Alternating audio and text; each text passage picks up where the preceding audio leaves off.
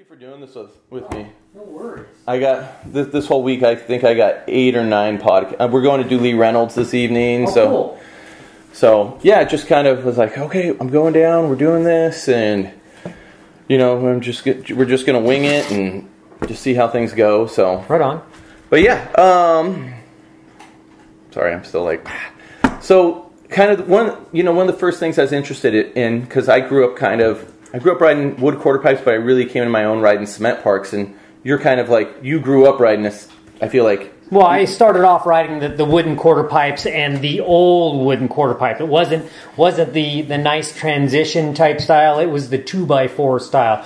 You laid a 2x4 on top of the other one. Yeah. You tried to bend the ramp or the wood to match the 2x4. Yeah. And then, eventually it went from that. I think that was the bicycle motocross action trick team measurements. And yeah, I've seen the ramps. They look, the old drawings, probably like 6x6 maybe. Yeah, it was 6 feet wide, 6 feet tall, 4-foot platform, and yeah, it was kind of scary after a while. But I mean, that's what we rode. And then eventually, I think it was Brian Skura that actually had the smooth transition. Where they cut it out? Where they actually cut it out. And back then, when you're a kid, you don't think of raising the saw blade so you can make that corner. Oh, yeah, no. You want that thing flat and long and straight, and how do you turn a corner with a saw, circular saw? So. Yeah, no, and then you rode those, and then did you start riding Lakewood? So, yeah, Lakewood Skate Park. The skateboarding was going out. What was that, 79? 79, 80, and skateboarding was dying out, and the skate parks weren't letting bicycle riders ride. Okay. And when the skateboarding starting to die out, we were jumping the fence trying to get in and ride because no one was in there anyhow. And eventually they said, you can ride because now we're going to pay to ride. Yeah. So I had seen Tinker Juarez. Yeah. At Lakewood, and that's what got me to start asking the guy, hey, you let him in the park, can you let us? And then eventually we got in. And then Tinker, I've seen old photos of Tinker, and he's definitely like a skate park pioneer in right. BMX. I know some people probably, they don't even know, think that far back, but I've seen pictures of Tinker doing like berm sliders and stuff. Oh, yeah. He Moto Mags, but he was super stylish back in the day. Right. Another dude I wanted to ask you about, early 80s, maybe late 70s, that, and this is just me being like a BMX nerd and like kind of going through things, was Jeff Watson. Jeff Watson. I feel like, from what I've seen, it seems like he was maybe an early pioneer for like airing, and I don't even know this backstory of Jeff. So when I first saw Jeff was in the magazine, and they had a big photo of him airing out, but he aired to flat, so yeah. It looked like he was doing an aerial, but he was actually doing a big fly out and landing on top. I think I know the photo. He's goofy-footed table, and he's like 6 feet out. Yeah, he's got the glasses on, he's got the skateboard helmet, and he's just doing this big old cross-up. And so anyhow, he was doing this big air to flat, and seeing that, not knowing exactly how he was doing it, because there's no timed photos in that. Yeah.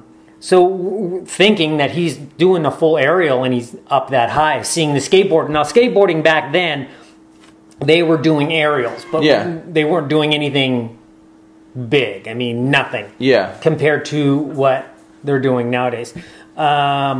So the magazine had taken pictures of Jeff Watson, and then somewhere along the line took photos of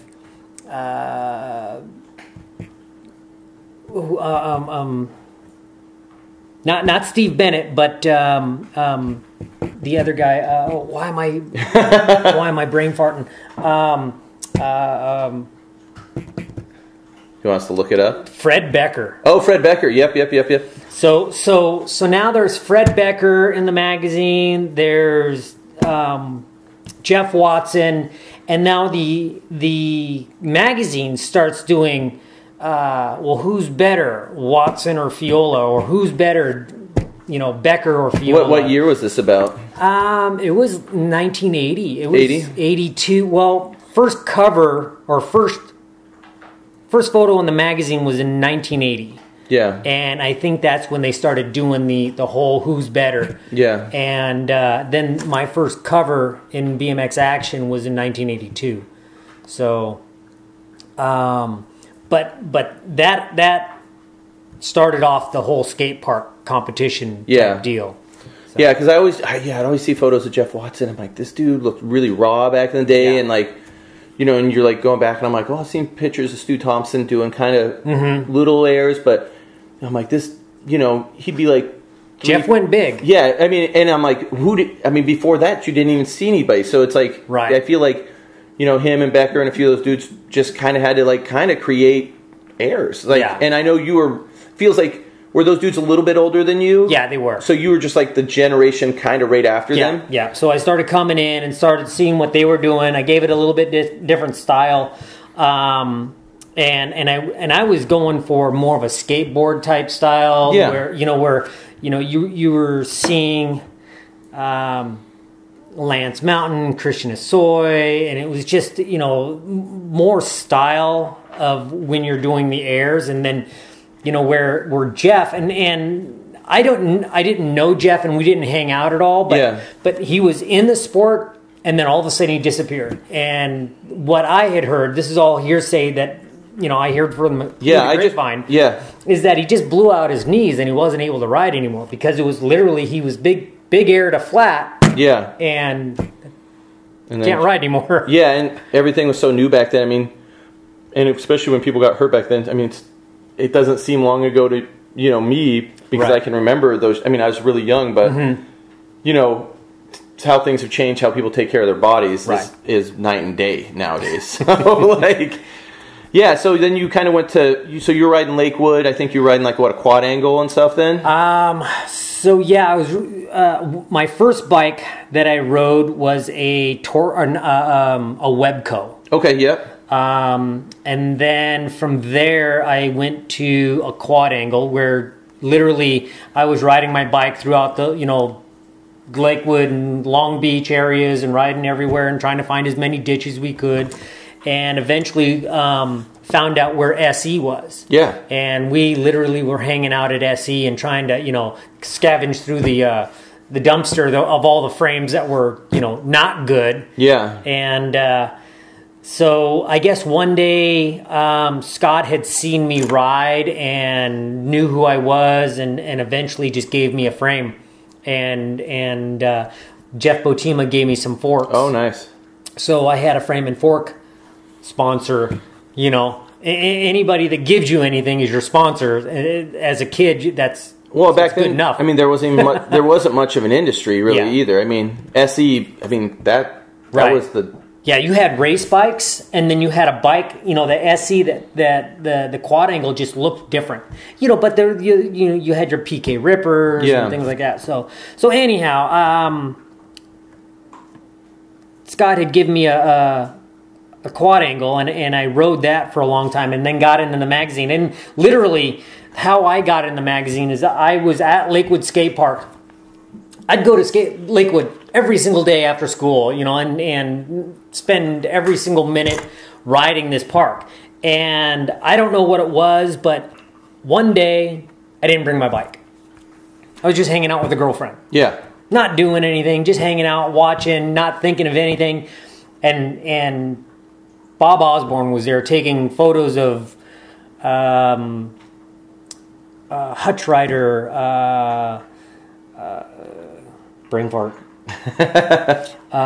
Timmy Judge. Okay, so Judge was riding the skate park. Timmy was riding the skate park, and he was riding the snake run. Okay. Not the half pipe, it was a snake run. And the snake run, literally top to bottom, you know, angled down and swerved just like a snake. Yeah. But if you rode it backwards, it was all big uphill tables. Yeah. And then you could pump to the next one. And then, you know, where I had this thing down and to a T, and watching Timmy ride compared to what I knew what I could do, I'm going, this is the magazine. I'm missing out. And so literally I asked Bob, how long he was going to be there, and would he wait if I could bring my bike, and I ran 7 miles to home. And then rode back, and literally he was putting his cameras away, and you know, he's got his camera bag on his shoulder, and he says, "Okay, show me what you got." And I did one run, and he says, "Let me take out my cameras." And Lakewood was for people, you know, because there's so many legendary parks back in the day. It's the one that was like the long half pipe without the flat bottom, right? Long half pipe. It must have been 100 yards long. It looked epic, and it got deeper and deeper as it went. And at the very end, had a huge bowl. Okay. And yeah, so no flat bottom, and this is why a lot of people don't know that I rode left and right. So I was able to do airs to the right or the left. And that's one of the things I wanted to talk to you about a little bit later. So because I mean, you're able to ride down and doing circles in that half pipe was just a pain in the butt. Yeah. So one left, right, it's just all like the way down. A snowboard half pipe nowadays. Exactly. Yeah. Yep. So yeah, you ride in Lakewood. Who were like some of the kind of locals? The other local skate park riders back then that rode Lakewood, Bob Morales would come out and ride. A lot of the guys from my school rode, but then they all kind of veered off, got, you know, their license or got girlfriends, and so Lakewood was literally my skate park, and not too many other guys. Wasn't there a dude there that rode a cruiser that was pretty good? Mike Marker. Yeah. So this guy went to my school, and he was this big burly gnarly dude that rode Lakewood and rode it really well. But then I don't know what happened to him. He just vanished off. And I remember seeing his picture in Action Now. Yeah. Action Now was awesome. Yeah. So I seen his picture in Action Now and thought it was great, but along the lines, I just don't know what happened to him. Yeah, I just seen photos of him and some footage of him. Yeah. And you know, 24s, there's been dudes that have always rode 24s. Right. You know, I have a good buddy he got a DG cruiser in the early 80s, and he's never rode a 20-inch, but he's always in the session with us. Right.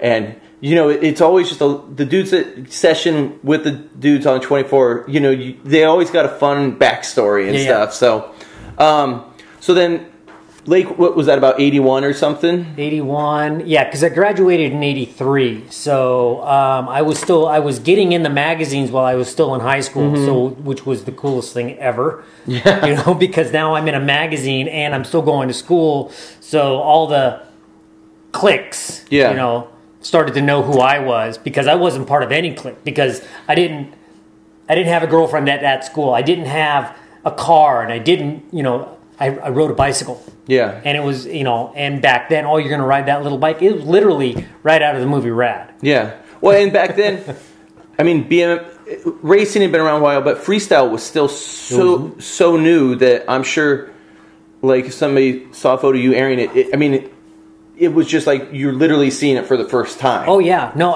and I have some photos around that one of my friends that was in photography class, you know, for one of his projects, asked if he can come down and take photos of me. And literally, these are the first photos that I don't know. You don't know how high you're going. You don't know what you're actually doing, because you're just having fun doing it. But when someone is taking a photo and then showing you later on and different angles of what you're doing, blew my mind. Yeah. Kind of scary, because I didn't think I was going that high at that time. How high do you think you guys were doing? About 82 or so? I have photos of probably 5-6 feet out of Lakewood. That's gnarly. Yeah. I mean, I've never ridden there, but just looking at it, you know, I've ridden up. You know, when you've ridden enough parks, and you can. Yeah, I'll try to find some photos. That definitely seems gnarly. So then, you know, what was it, about 82, 83? You started riding for Haro? So I started getting in the magazines every once in a while. I had 2 shots in the magazines, and I guess, I don't know how this happened exactly, but I guess that Bob Harrell had found out that I was going to do a photo session with BMX Plus. Yeah. I got a phone call from Bob Harrell saying, "Hey, dude, we wanna hook you up. We want to give you some gear, a helmet, full sponsorship. You give you a bike and the whole nine." Well, Bob knew how to promote his product. Yeah. So I thought I was full factory sponsor. So he gives me all this gear. I do a full photo session for BMX Plus, and the very next day, I get a phone call from Bob saying, "Hey, we kind of need that bike back." Whoa. Because it's the only one in existence right now, and we're going to do photos of it. And once we're done, we'll give it back to you. You'll get another one. I said, "Cool, whatever it takes. You need it for photos." And yeah, never saw it again. Is that the only time you rode a Haro? Yeah. So wow, I thought the Haro thing at least was a little more. Yeah, no. So that was the only time I actually rode that frame. So the photos we've seen of you riding a Haro is just from that one day, one photo shoot. Yeah. Wow. And is that like that had been right at the inception of Haro? It was the very beginning of his first design of the Haro, right after the Torker. Yep. And because I was riding a Torker prior to that. Yeah. Right? So my dog. She's pretty far away from that thing, huh? Anyhow, I was riding a Torker. Bob gave me the bike. He took the bike back. I went back to the Haro, and then we had King of the Skateparks started competition. Yeah. At Skate City. Yeah. And that's when I got my first cover shot. The one hand, one footer? In 82. Yeah. Yeah, so I'm wearing all Haro gear, the gear that he gave me. Yeah, but I'm on a Torker. Okay. So that's how I ended back up on the Torker. Yeah, and I actually know that cover. It's like the pool coping bowl, yes. Right? So another thing before we keep going on the sponsorship thing, you got to ride so many epic parks like that, like. As a dude, like I love riding cement because I feel like cement, it's a different feel than wood. Sure. And like when you push, it doesn't give. There's no flex. Your pump is just real there. So I grew up and I'd watch like the King of the Skateparks VHS, and you'd watch them over and over. And I know there's a lot of other dudes because when you grew up at other places, I mean Southern California with the parks, it just seems so epic. Right.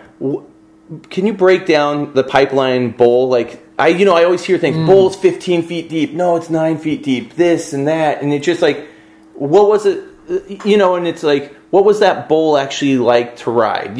So that bowl, I think it was 15 feet, but there wasn't one section of that bowl that was the same. So I mean, it had.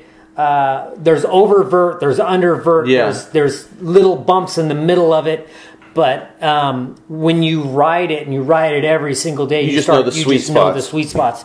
And no coping, and it was just it was almost a 200 grit sandpaper.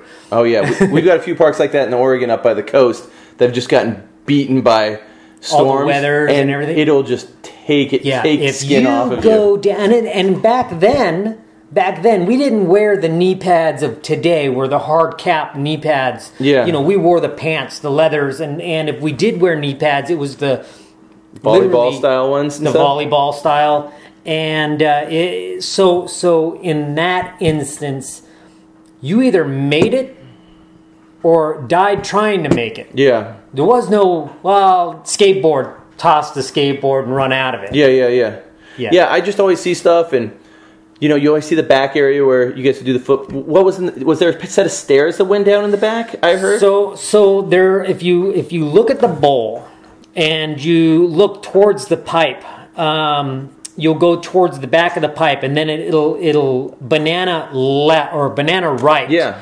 And then there were stair steps to go into that area. That's funny. So there was a way to get into the bowl without actually rolling in if you wanted to. I don't know anybody that did, other than trying to get out when somebody got hurt. Yeah. That was the best way. But yeah, so just left of that right-hand banana, that's where that fence plant would be, right next to the pipe. Were you the first one to do the fence plant? Yeah, as far as I knew, yes. Yeah. Yeah, it was between Brian Blyther and myself. What year was? I mean, that's pretty gnarly for back then. Like, Yeah. what year would you think that was? 83. Oh wow. 84, beginning of 84, something like that. So. Yeah, it's just I see that bowl, and you guys whipping around. Was the waterfall on it pretty steep, like to where when you went down, you could get a good pump right before? Oh yeah. Well, I mean, so on that bowl, and in the early times of riding it, we would hit it one time and then come back to the waterfall, you call it, the roll-in area, and then head back out. And then Brian Blyther. Sorry. It's okay. You can answer it if you want. I don't. Yeah. Don't answer the house phone. So don't call me there. We'll just let her. It's fine. All right. So we'll wait on that. Yeah. So anybody that calls the house, they're all telemarketers. Telemarketers. Yeah, I know. It's the worst thing ever. Yeah. So. I can just cut this little part. There we go. So the roll-in. There was like 3 different lips or humps to it. I mean, where you would pump off of one, pump down a second, and then up the wall, and then do the air. So it was like almost 3 pumps before you even got to the vert. Yeah, well, all those pumps help. I'm sure you guys learned how to juice them all. So then Brian Blyther started going into the pipe and started pumping the pipe, and then coming out of the pipe, and then gaining more speed. So then that created more air, and so we could get more air coming out of the pool or out of the pipe than to come in off the roll-in. The wedged out part.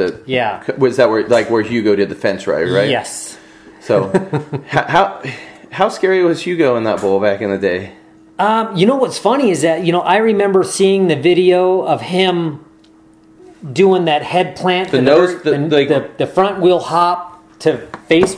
Yeah, right by the edge of the pipe. Yeah. During practice, he did it every single time flawless. Yeah. Flawless. Made it every single time. And then something happened during his run that he just went too far or got too excited. That wreck's horrible. It's horrible.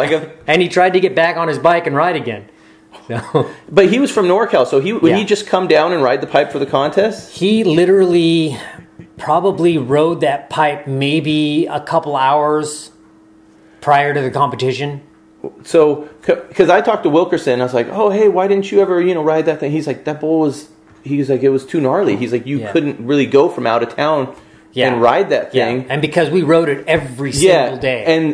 And I was like, "Well, Hugo would go down anyway." He's like, "Hugo's an exception," He's like, Hugo is just Hugo, So, yeah, I mean. Hugo did the fence right out of it. I think, was it there or Lakewood where he 360'd over the fence? He 360'd over the Del Mar fence. That's right. Yep. So, kind of, okay, enough about me fantasizing about pipeline and getting runs there. So, after the Haro thing, you got on Kuahara to promote the ET bikes? Right. So, Bob Morales and I became friends and started riding more and more. And literally, I didn't have a license till I was after 18. Is Bob a little older than you? So Bob's a little bit older, and he also had his license. So he was my ride to the skate parks and to these competitions. And then he knew the world of sponsorships, and he also had a company called the Sticker Factory. Okay. And him and I would actually go to the BMX track and sell stickers, and he would make money, and I would get free stickers, and I'd be hanging out, and I'd be riding the track and this and that. So anyhow, he knew Howie Cohen and knew that there was a possibility of getting sponsored. So him and I went to Everything Bicycles. Yeah.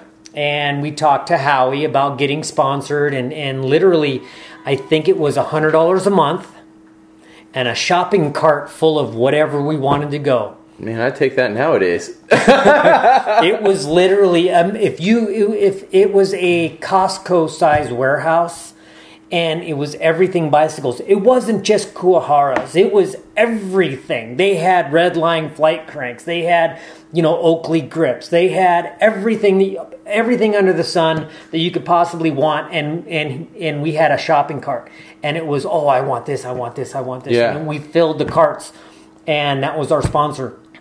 $100 a month and a shopping cart full. And then you guys were riding Kuwahara. And then we rode a Kuwahara. So we went to, I actually went to Japan. Yeah. And rode for Kuwahara at that point in time. And then when I got back, I think it was Bob and I that went, I went to Japan, did a contest at Lakewood, or not Lakewood, Pipeline. Yeah. In Kuwahara uniform. And then I think it was a year contract that we did. And I think after that year contract, the negotiations were up, and I was getting in the magazines a little bit more, and I knew that I was worth more, and found out what sponsorships were about, and why I was worth what I was asking. And I think we went to GT, Bob Morales and I, and started talking to Gary and Richard Long, and was able to make a new sponsorship through GT, and Howie was good and everything. We left on good terms. Yeah. So. And so did you guys design the first GT bike? So frame? I started doing these bar spins, but needed a tube that would bend over the MX 1000. Yeah. The arm. Yeah, on the caliper right? brakes. So and with the extra cable, and I was able to spin. Because it was before POTS mod, right? Before POTS mod. So I designed this top bar, and then Bob Morales designed the frame stander where he could stand on top, because he was used to a torquer.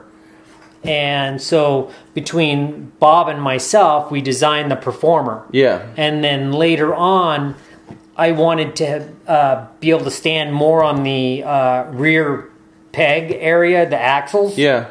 So I designed the GT frame standers. Yeah. The round ones, right? They used to come out. Yeah. So I designed those, and that's started the GT stuff. Yeah. But I've got some stuff that, where I give the idea to Gary, and in his head he designs something, and then he gives it to me and says, "Will this work?" And it's either a yay or a nay, or not even close, and we'll try it out. And what made you want the frame stands over pegs? I mean, because that was probably still... I mean, was Pat Romano on GT then? So not yet. So Pat Romano had just joined up with the BMX Action trick team. And he was coming from a circus fixed gear background. So all the tricks that we had done, we had no pegs at that point in time. And then when Pat Romano came in, we saw what else was possible. Because there wasn't any YouTube or internet stuff that we could look at and see. And... so from there, the pegs, his pegs were like literally an axle extender. Yeah. And did not feel good whatsoever. Probably not with a pair of worn-in Vans. No, exactly. So I designed this standard where it was more of a platform than a peg, and it worked out for us. Nice. So. Yeah, I mean, with that, you look back on some of that early GT stuff, and early Haro stuff, and it's like... all that just was so brand new. Yeah. And, it just like, I bet you when the GT frame first came out, it probably looked like a spaceship to people. Oh, yeah, because it was something totally different than anybody else. Nobody else had it. And that's what was different about, the GT Performer than all the other bikes. And then once the GT Performer came out, then you had like the Hutch Trickstar, and you had the Skyway TA, and then you had all these other brands that were all just different shit. Which was cool, is that you could not have one sticker on any one of these bikes and still tell them apart. Yeah. Oh no, yeah, all the bikes back then. you had to have your own little splash on things. Okay. So this big block of aluminum came first. Yeah. And then that was our frame stander, and it was too big. So we designed this to be the frame stander. And then we wanted to do something on the fork. Well, Gary's idea to do something on the fork was the same frame stander on the fork. Which just, that would have looked so weird to look down on. Yeah, and the thing is that it worked really well, except for the leverage that this has when you're on it and it wants to undo the. Oh, I didn't even think about that. Yeah. Yeah. So I didn't think about it either until it happened.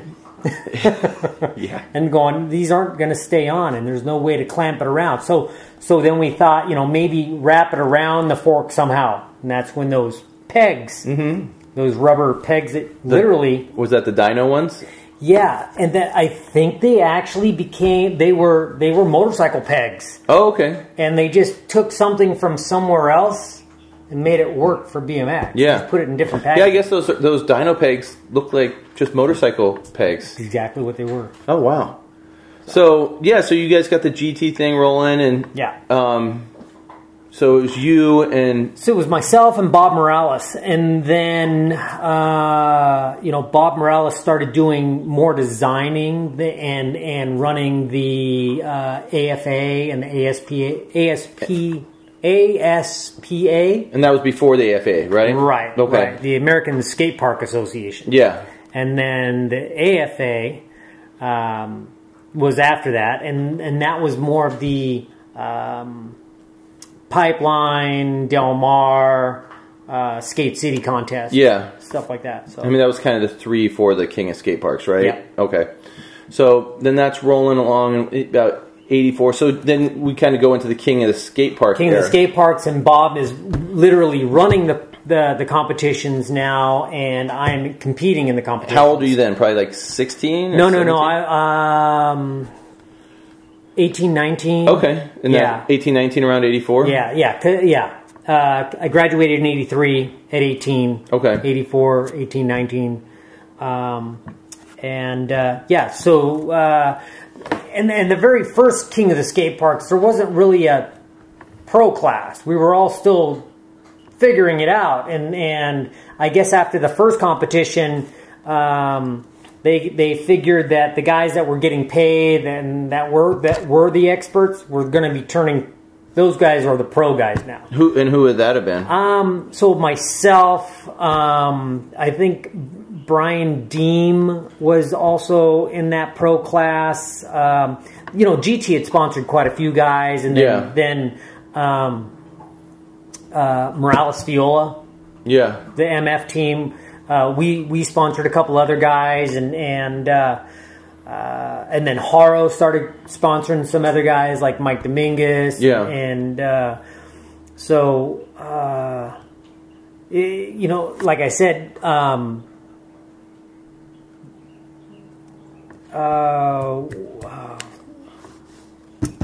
what's the guy's name? The very beginning when we first started the competition. Jeff Watson? Jeff Watson, he didn't go to any of those competitions. He was already out of the scene. Yeah, he's already gone. Yeah. Oh, wow. So, I mean, just in and out. Just such a... I mean, we see it all the time. Started somewhere. Yeah. And just by him doing something in the sport gave somebody else an idea that might be able to do something better or more competition, things like that. Yeah, and that's one thing. That's why I wanted to bring up his name, because I'm like... when people talk about BMX and the history of it, I'm always like, I just feel like, Jeff Watson sometimes overlooked. And I know it's probably just because he was here just for a fleeting minute. Right. But I feel like his little piece of the puzzle was a fairly big piece, for the time. So, but I mean, like, I don't know how many photos he actually got in the magazine. Yeah. And that the guys that were, had magazines back then and got the magazines from the, the bike shops and stuff like that. Definitely, Jeff Watson was on my wall, and Tinker Juarez, and so were the racers, like Stu Thompson, Harry Larry, everybody that had that style. And Tinker, when did he start riding skate parks? I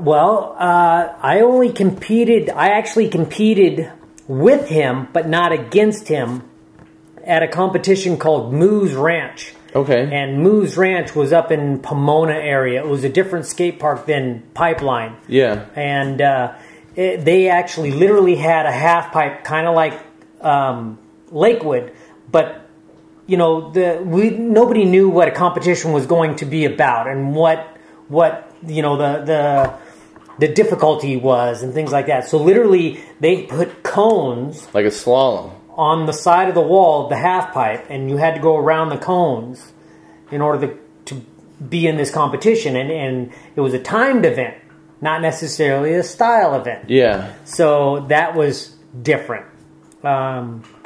And I don't even know what else I did, but at that point in time, I was riding in a novice class, and Tinker was in the expert class. There was no pros back then, and I think Tinker and Jeff was competing against each other back then. I don't even know who won back. Yeah, but there's got to be some type of magazine coverage. I think Action Now might even cover it. Yeah, I'll have to look for it. I have a lot of old magazines, so I'll definitely look for that one.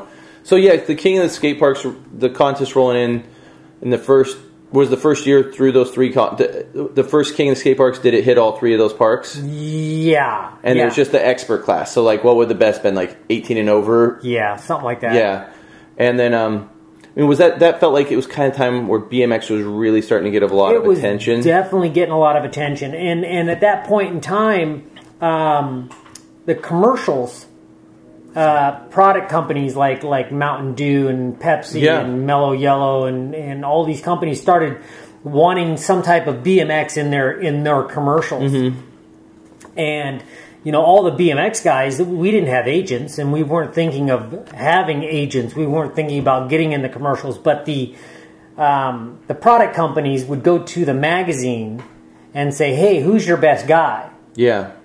And they would literally, the magazines would be our agencies, and they would give our names to these companies, and then we'd all show up for this audition. And sometimes I would get it, sometimes somebody else would get it, and so that also gave us a different venue of what we could do in the entertainment world, I guess. Yeah. So, do you feel like, before we talk more about the King of the Skateparks, I feel like when you look back on the early, you know, the kind of like Wilkerson was calling you guys like the first gen. You know, there's old school, but you guys are kind of like first gen. But I feel like there was kind of a divide when you look at like the pros at the time.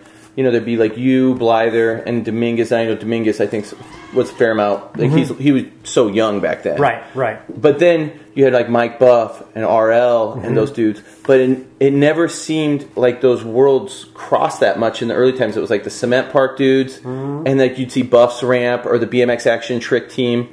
But you know, you're like, RL at Pipeline, or it's just like something that I mean, at least for me, I never really saw it, and it didn't seem like, did those worlds not cross very often? They didn't, but you know, and the thing is that, you know, freestyle back then was everything. You know, there wasn't a dirt jumping contest, there wasn't a skate park contest, just a skate park contest. Something literally when I rode for Kurohara, and we had the skate park contest, it wasn't just a skate park contest. We literally had a pool contest. Yeah. There was a ramp out in the parking lot, and we had a ramp contest, and well, it was all part, and it was an overall winning. Yeah. So there was flat, ramps, pools. Yeah. So you did everything, and you did it all with one bike. Yeah. And so BMX Action Trick Team was, you know, the best thing since sliced bread in their magazine. Yeah. And in order to stay that way, you wouldn't compete. I see. Right? So if you're on top, if you don't compete, then you never know. Yeah. So the stuff that they did was really good, really smooth, but there was no way that they would be able to ride in the skate parks and be in competition with the guys that rode the parks. Yeah. You know, but they did more flatland, and so the guys that rode more parks didn't do any flat. So, I mean, so yeah, they didn't really cross paths. Yeah, you just never saw much, like, you know, I'd be like, oh, because you'd see pictures of Buff's half pipe and stuff, which was just insane for back in the day. But then you're just like, oh, you know, I'm like, it's all Southern California, you know, but it never seemed to cross over, right? You know, right. And yeah, it was just something I've always kind of just, you know, wondered about. So, yeah, I don't. So yeah, back to the King of the Skate Parks, and you know, you got the contest going. So the first year, was Dominguez even in the first year? He was in the very first beginning of the skate park as an expert novice rider or novice expert rider, young kid, but he was busting out, and he would be hanging out with, you know, Fred Becker and Steve Bennett. And Fred Becker is the one that invented tuck no hander, right? No, the no hander was brain fart. He rode for Free Agent back in the day, and oh, we can come back to it. I can put a note in it. I know sometimes you're like, yeah, but it's not Fred Becker. Fred Becker didn't do any. I don't think he did one-handers or one-footers, or he just did airs and he did style, but didn't take anything off. So the guy and the guy that did do the tuck no-hander was the only guy back then that did it. So I remember he did that pretty early. Yeah, back in the day. So yeah, like the first year, let's say you guys got done, but it felt like second. How long they run for? 4 years. 6 years total, I think. Okay, but it felt like the second year is like really when the competition was like, that's when the pro class hit, right? Sure, yeah. And was Blyther in that pro contest then? Not yet. Brian didn't get into the pro class until I think the third year. Okay. And or at the very end of the second year. Yeah. Then when he turned pro. So that second year, the pro class would have, you know, was that kind of where you and Dominguez started battling? We battled all the time. Yeah. But we were, you know, and the funny thing is that, you know, we were, you know, really good friends. I'd be hanging out at his house. I'd be driving his dad's truck, and we're going places, and so everywhere we went, it was just, you know, even though we were in competition against each other, we were still good friends. Yeah, because was he on Haro the next year? Yeah. So that's kind of where the Haro GT, right? You know, right. And it was really cool. I mean, like we were, you know, and you know the sponsors, you know, GT and Haro and Kuahara and Hutch and all these companies, they would do image ads. Yeah. You know, not necessarily just about the bike, but gave us and promoted the riders. Yeah. And we became superheroes. Well, I mean, you could make someone a superhero back then. I mean, we don't even throw anybody's names out, but there's plenty of dudes that were probably made superheroes that weren't even close to that level. Right, right. Well, I mean, I had a guy tell me, you know, dude, I remember I had you on my wall, and my buddy had Mike Dominguez on his wall, and I always, when I went out and rode, I always said, Eddie Fiola is the best, and I'm going to ride. I'm just going to be like Eddie Fiola, and my friend would be just like Mike Dominguez, and he rode, you know, all the Haro stuff, and it was like they were in competition, but they wanted to be us. Yeah. And it was just funny hearing that, you know, that I'm not used to, I'm just a guy that rides a bike. I just like riding my bike. Yeah. I have fun riding my bike, and to be, you know, thought of as like an idol or a superhero, it just feels weird. Is that the year where it started feeling like you were becoming more than just that kid that rode a bike in the neighborhood? Well, I still just rode a bike in the neighborhood. I just rode and had fun, but I mean, it's the years now that people are telling me that they had me on their wall, or they had pictures of me, and but it didn't seem like that to you at the time. Didn't seem like that at the time. Yeah, so I know, like, those early years, you know, was that second year where they had the first high air contest? I think it was. And there's controversy still to this day about your guys' high. It's funny because, like, people still talk about it. You know, they'll be like, oh, Eddie and Bob were buddies, and they'd give him a bump with GT. No, I figure this is something fun to talk about. No. It's exact. You know, and I know who you're talking about. So And it's a funny story that, you know, where I could see in the pictures, sure, it looks like I'm lower. Yeah. But they also didn't have, you know, 30,000 frames per second in their cameras. Oh, yeah. And it wasn't, and the person's finger could have, you know, didn't go off at the same time I was, but in the competition itself, and that day I won. Yeah. So 30 years later, he's still griping about it. No, and me and my best friend always have high air contests. Yeah. And he literally beats me out. I hate him for it. He beats me out by half a foot, like, every time. And I'll complain. You know, but it's like, you know, when dudes are just sitting there and you got a height pole, it's still like how you're seeing it. And if it's like coming within like 6 inches sometimes, I mean, there's always human. Now it's style. Yeah, and it just, I mean, it is something that's like 30 years later, you guys are still friends. You're friends back then. It's like something that doesn't need to be such a big deal. But it is funny that, you know, to this day, you know, people still talk about that. And it was like the first high air contest too. So what was about, how high did you guys go that day? It was high. It was like 9.5. It was. That's not out of the 15-foot deep bowl? Yeah. Here's a question, and I asked Ron this when I talked to him. How often did you guys, because I broke forks so much back in the day. I never broke a bike in my life. Really? When I rode for GT, I never broke any forks. I never broke any frames. I did break a couple of Skyway wheels. I did break a couple of ACS wheels. But once I started riding the alloys and the 1 3/8, I didn't break anything. Everything was nice and smooth. I remember one time doing at a show, riding a GT, before they had their goosenecks.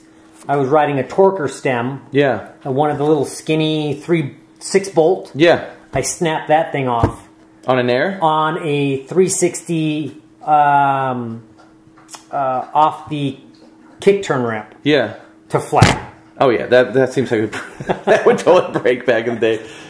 When you were riding Pipeline or any of those parks back then, I mean, bike parts were crappy, and I'm sure there were kids that were just passing stuff around. Did you just, I mean, it feels like stuff would have just been breaking left and right. I didn't break any, like I said.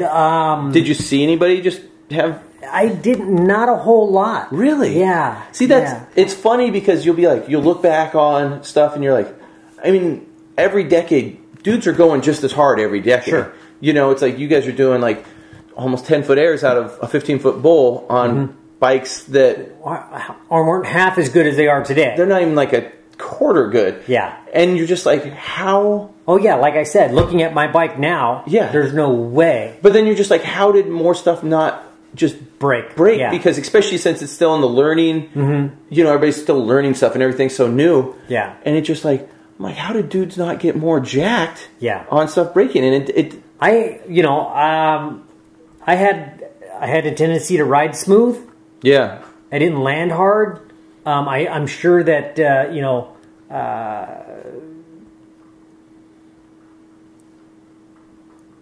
Hugo might have broken more stuff. Hugo.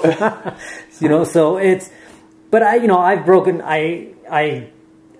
bones. Yeah. What's the injuries that you acquired? Not as many as Matt Hoffman, but and not all at one time. So both arms, both legs, all my fingers, nose 3 times, collarbone, left one 3 times, right one twice, dislocation 12 times in the left shoulder, both legs, big toe, and I got a new hip.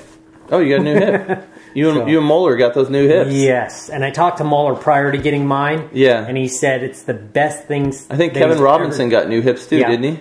I talked to Kevin right before he got his. Yeah, Moeller seemed like it brought new life to him. Like when I was talking to him, he seemed excited about it. So, so you're doing the King of the Skateparks, and that's rolling on. How did you want to talk about Rad for a minute? Yeah, sure. I mean, I feel like is that something? And I don't think it does, but is that something, do you feel like you're pinholed a little too much into Rad, or where it covers up too much of what you did in your riding career? Or are you totally... No, I'm totally good with it. It's, people say, oh, I love that movie Rad. Some people don't even know that I was in the movie, you know. You had the Mohawk helmet. I know I had the Mohawk helmet. And but a lot of times they don't realize that I did 99% of the stunts. Yeah. Martin did a lot of stunts also, and Jose Yanez did the flip. Did the backflip.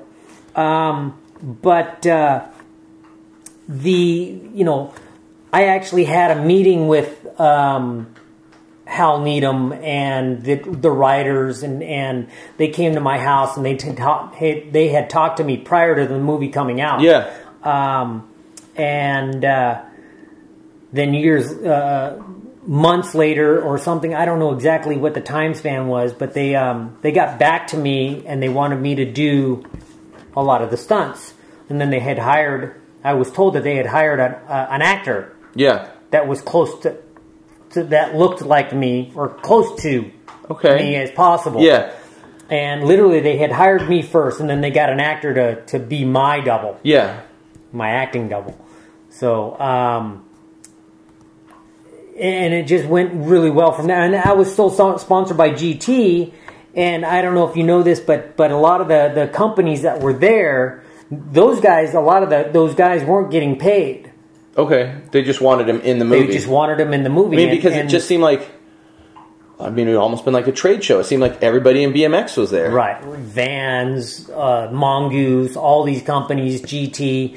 But I feel like Haro may have been like one of the only companies that I didn't... They weren't there. Yeah, and they had pulled out. I don't know why they pulled out, but they did, and maybe they thought it just wasn't worth the money that they were putting into it. So... But Ronnie was sponsored by...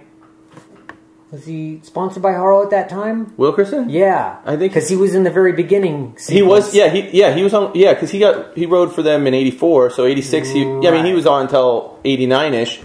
So yeah, the beginning sequence is epic. Yeah, it's so What's good. funny is that I to this day, seeing that 540, he didn't pull it. And that was just on a quarter pipe, right? It was at the TOL at Wizard, right? Wizard Publications. Okay, yeah. Yep. So they kind of just got everybody together, and you guys went up to Canada and filmed it, it's. You still have good relationships and friendships from that movie, right? Yep. Still hanging out with Bill Allen. Yep. And talked to Jamie, which is Bill's best friend in the movie. Oh, yeah. So he's this guy. Woo! Yeah. Gnarly. So I doubled him. Yeah. Also at that point. And how familiar were those guys with BMX before the movie? Well, it looked like Jamie knew a little bit about BMX and knew how to ride a little bit more than what Bill did, because Bill was really stiff. And I saw Bill go up that curb at 7-Eleven in it, and you could always be like, yeah, why is he so stiff? So yeah, and then Bart didn't even ride a bike. Yeah. Was he an Olympic gymnast or something? I think he was a 5 or 6 time Olympic gold medalist. No, I remember I think he was at Woodward once when I worked there, and people they're like, Bart Taylor's here, and I'm like, I think he's got a real name. Yeah. Bart Connor. Yeah. So he still, and I actually had all those guys at my house, and we filmed the behind the scenes. Audio. Yeah. Here. Oh, so dubbed up. So here's a question I got. Mm-hmm. So you know how the movies never came out on DVD. You're getting bootlegs and stuff. Yeah. I've heard, you hear stories. Do you know the real reasoning behind that? I don't know the exact reason. I know who owns it. Talia Shire owns it. Okay. It's Talia Films that the producing of the movie. And I don't know why she hasn't come out with the movie on DVD format.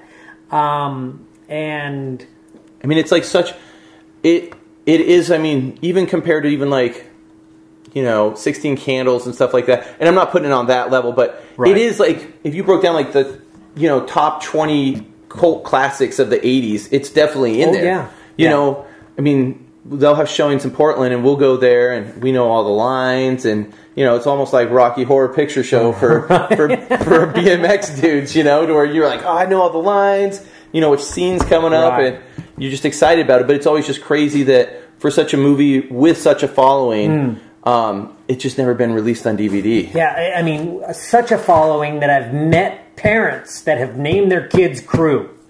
There you go. Yeah, I mean, that it does have that following. I mean, it's just such a iconic. It captured, it hit at the right time to capture just that spirit of the 80s perfectly. I mean, I thought so. And it's funny is that I don't realize until somebody says something to me that what other people have. Rad was huge, and it was a lot bigger than a lot of people. That weren't into BMX, but they loved the movie. Yeah. So those are the people who don't know who I am, but know who Bill is. Yeah. Right? So and poor Bill's been called Crew his whole life. And I don't know if you heard the Shaquille O'Neal story. No, I haven't. So Mike Miranda and Bart Connor are at this celebrity. They probably met at Woodward. Yes. Yeah. And they were at this celebrity golf tournament. Because Mike Miranda's a pro golfer now. Yes. And so they're at this celebrity golf tournament, and they're at the clubhouse now, and they're eating lunch, and there's a ton of celebrities there, and a ton of people going on, and all of a sudden Shaquille O'Neal comes in the room, and he's looking around, and he sees Bart Connor. Yeah. Right?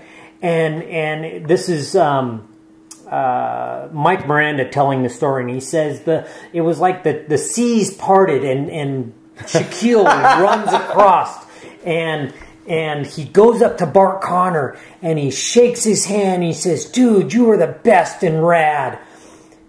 And Bart goes, I win 6 gold medals for the United States. And you remember me from Rad? So it was just funny that Shaquille O'Neal, and I literally asked him personally this question, and he says, yeah, 100%. I love that movie.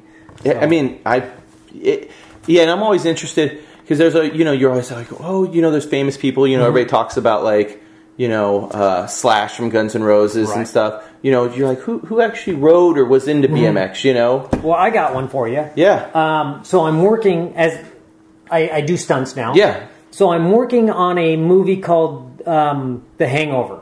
Yeah. And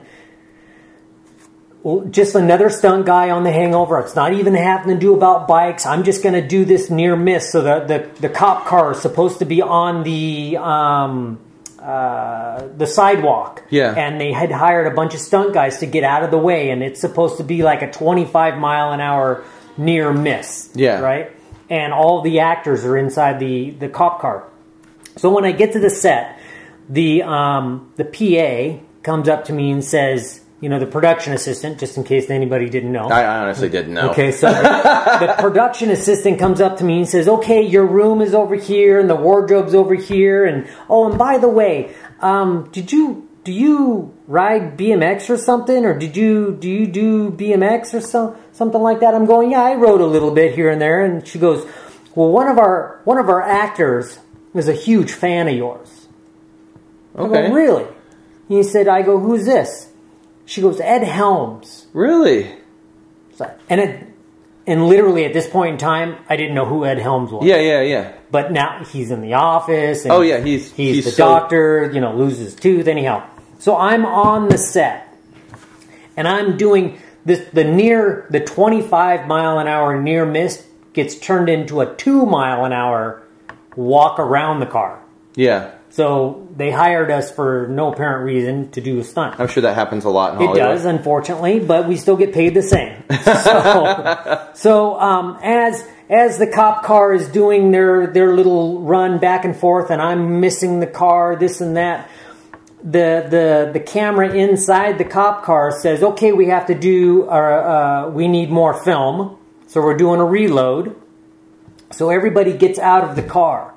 And as Ed Helms gets out of the car, he comes running over to me, and he goes, dude, you know that one trick you do in the very beginning of Rad, and you have your hand, and you do the whip, and the bike comes around. Oh, I know. And he explains, and he goes, you're doing that, and then you come around in the movie, you're doing the 180, and you wave at the, you know, the guy says 1,000 times the porch, and he knows the movie by, like, the back of his hand. Yeah. So, I mean, he says, oh, I used to ride, and I used to have my own trick team, and all this other stuff. Oh, yeah, it was... So, what's funny is that I'm just another stunt guy in the set. But I'm talking to one of the main actors. And then I'm talking about how come, you know, I would really like to get the rights to the movie Rad. Yeah. And Ed goes, well, I think the director has lunch with Talia all the time. And he calls the director over. So we're literally Las Vegas Boulevard. And he calls the director over, and now I'm talking to the director about Rad. Yeah. And I'm talking to Ed Helms about Rad, and I'm talking about this, and I'd like to get the rights and whatever it might cost and this and that, and says, I'll make a phone call right now. So he's calling Talia right then and there. Like, I'm going to get the rights. Yeah. And he's calling, and he gets an answering machine. And that's the last I heard. But Ed Helms grew up riding? Riding bikes. Wow. So, yeah. I think he's probably like close to my age, I think. So, yeah. Wow.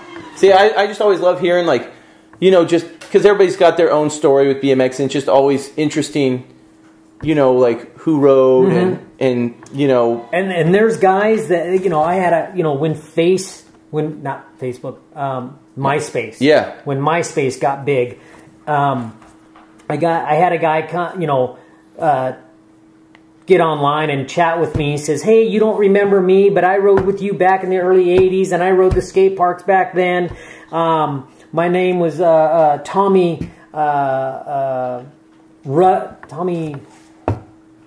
something. Yeah. But now I'm in this new industry. It's kind of the entertainment, but now my name's Tommy Gunn. In the adult entertainment world. Oh shit.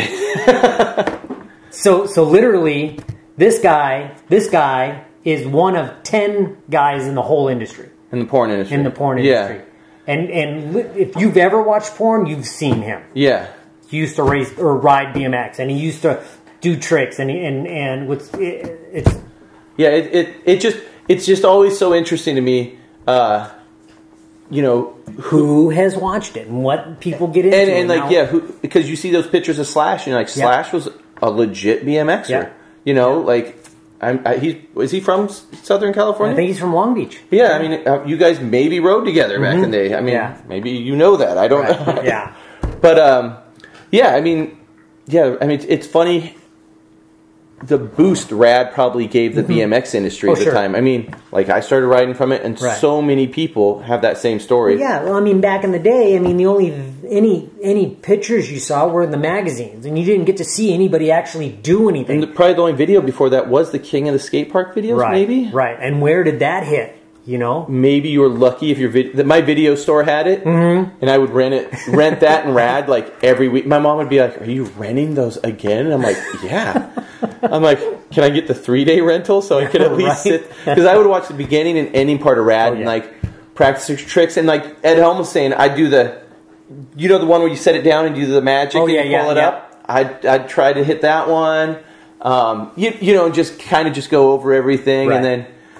King of Skateparks, I just had a quarter pipe and a cow pasture, so I did my best, you know, avoiding cow pies to hit the quarter pipe to learn what I could do. Up a dirt runway? Well, it was dirt, but we had like pieces of plywood laid to it, and you know, you just ride that and keep her going. So after Rad, you know, about 87. Were you? Is 86 was when Rad came out, and then 87 we started doing more tours and US stuff. Yep, and I wanted to talk to you a little about the tours, because the GT tours are like notorious. They were enormous. I mean, you guys had 2 to 3 touring teams at a time. Right. Yeah. And I know you went to some crazy place back then. I wanted to. Well, you went to Saudi Arabia, right? Well, we went to Saudi, but they wouldn't let us in. Oh, okay. We literally got there. We had talked to customs or whatever, and something about BMX didn't translate over. Yeah. Yeah, so we didn't get to go in. I mean, you traveled the whole world. But yeah, China, Japan, England, Switzerland, Sweden, France, Curacao. Did you go to Russia? We didn't go to Russia. But China may have even been crazier than Russia back then. We went to mainland China. So yeah, we were in some hostile areas at some point in time. Yeah. And then when we went to Germany, we actually went through the DDR and oh wow. And there was a time limit on how fast you're supposed to go from point A to point B in the DDR. And if you showed up, from your paperwork that when you took off and you show up and you're too early, well then they give you a speeding ticket. If you're too late, well then what were you doing? Wow. So, I mean, it was real, so it was dead nuts all the way across. And who were when you did those tours, who were your favorite people to tour with at that time?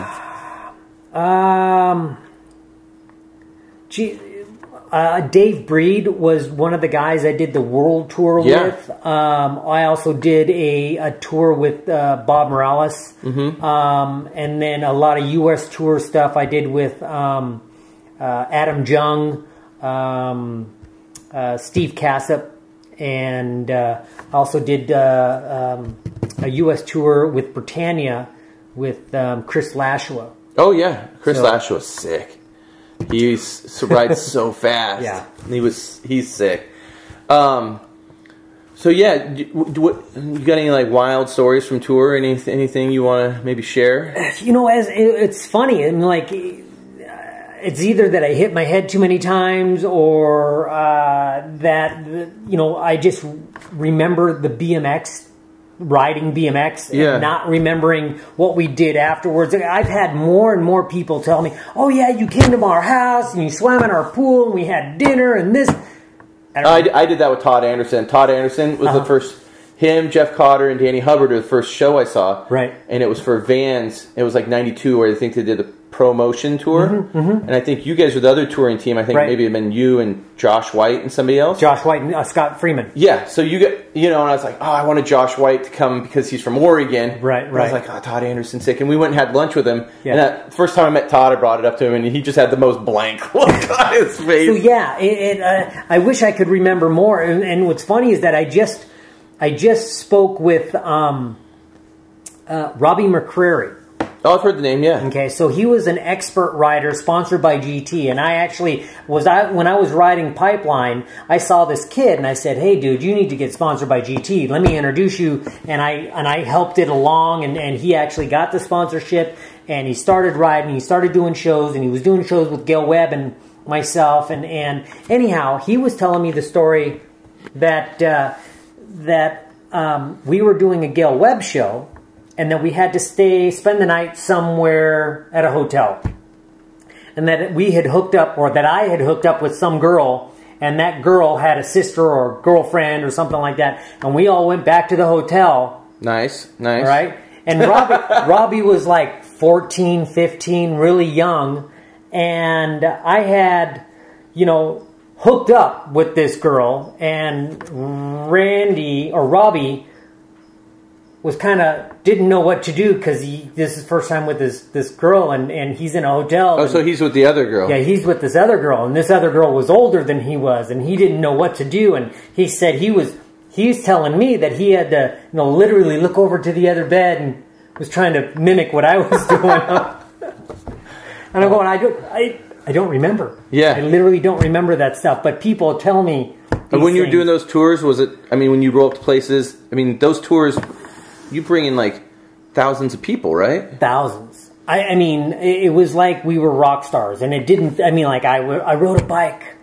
A bike, but we showed up at these contests or these shows, and literally at the Rockville show. Yeah. In Maryland. Which was one of the most epic BMX shops back in the day. We would have, the GT team, the Hutch team, the Haro team. All at the same time? All at the show at the same time. And we would all ride at one time. And it was just an epic time. But how many people were there? was just unbelievable. And you got Spike Jones slanging vans inside. And yes, and I don't know if you know about this. There's a video out there that this guy Steve Markham has. Yeah, and it's literally a time capsule video. And it's this little grommet kid that has this VHS camcorder on his shoulder that took video that whole day. Yeah. And is rough cut and shows the bike shop, shows myself, Josh White and Martin Aprio and Dino DeLuca all working on our bikes inside the bike shop. And he's showing the bike shop inside there, and it shows all this vintage. Oh, yeah. Back then, and then the show, and it's really cool. Oh, and what's funny is that Markham had given this video to BMX Plus, yeah, as a promotional thing, and say, hey, can you put this in the magazine?